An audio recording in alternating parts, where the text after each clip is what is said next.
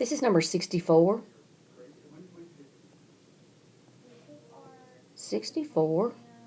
And it's problem solving. And we're trying to figure out how many apples and bananas were purchased. So I'm going to let A be the number of apples bought, purchased.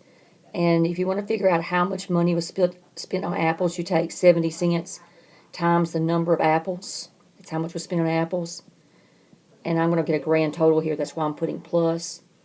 And then 0.5 times bananas. Number of bananas is B. And they tell me that there was a total of $6.30 spent. So the first thing I would do is multiply through by 10 to clear my decimals.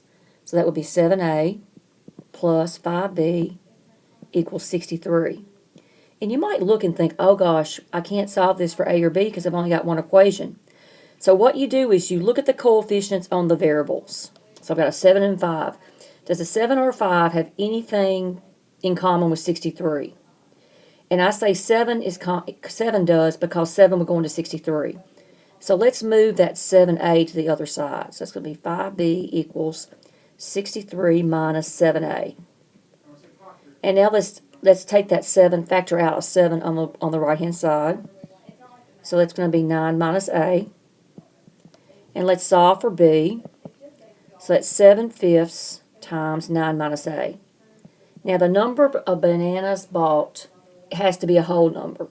So for this to be a whole number, for the right-hand side to be a whole number, this 9 minus A must be divisible by 5. And if I think about that, I'd love for that to be 5. So if I let A be 4, I get B equals 7/5, 9 minus 4.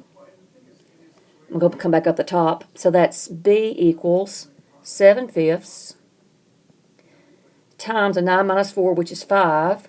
Look how those 5s cancel, and you're left with 7. So bananas is 7, apples is 4, total is 11. That's your answer.